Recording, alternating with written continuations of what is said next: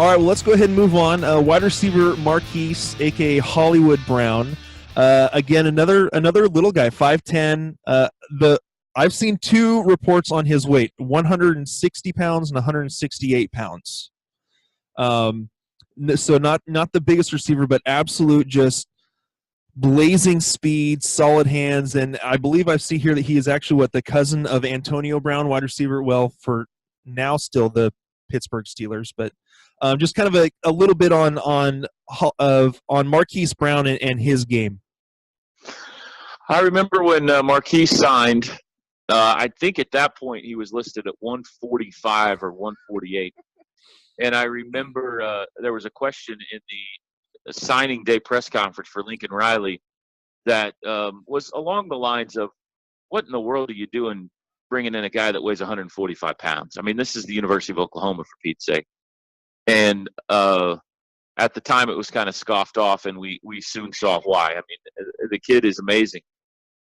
He plays tough for his size. He's a little guy, but he's a burner. I mean, he can absolutely go.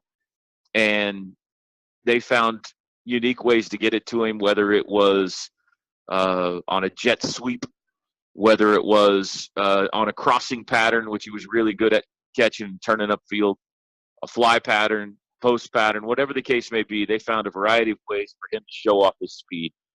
And sometimes it really didn't matter if you put a couple of guys on him, because if one of them can't keep up with him, it doesn't matter how many you have on him. So, I mean, that's his weapon. He's got great hands. He doesn't drop passes, but his speed is elite. And I'm looking forward to seeing what he runs at the combine. In this day and age, he's a lot like Antonio. I don't know how tall Antonio Brown is. Probably 5'10", 5'11", something like that. Yeah, Antonio Brown's 5'10". I think he's about 185, 190 in terms of his weight. Yeah. So I mean, he's one of those. He's not one of those 6'3", 6'4" monster receivers, 6'6". He's a little guy. So he's a slot receiver in the NFL, or he's a guy you put outside, and he's a deep threat, whatever the case may be. But he's a guy that will absolutely defenses will have to game plan for, because he can put 7 on the scoreboard in a blink.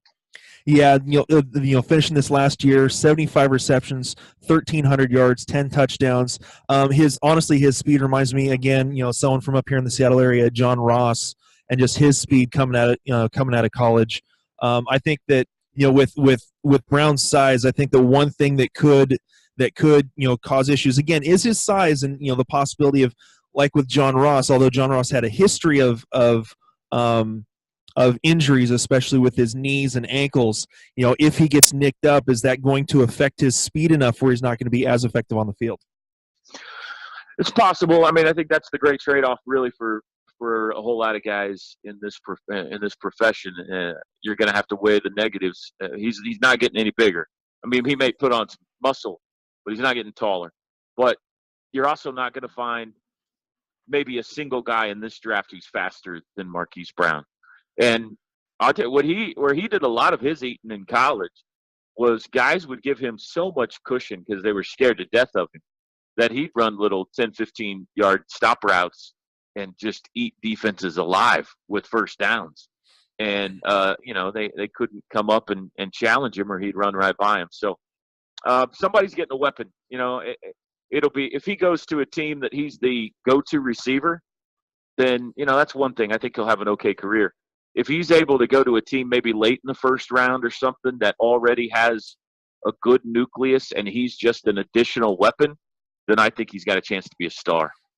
Yeah, I think that he definitely has that. I think that he's not necessarily going to be that elite number 1, but he can be that. If he is that number 2 or 3 guy that has 2 absolutely solid guys, he is going to eat slot corners for lunch. Just with his speed and, like you said, his ability to beat double teams, and when they give him that cushion.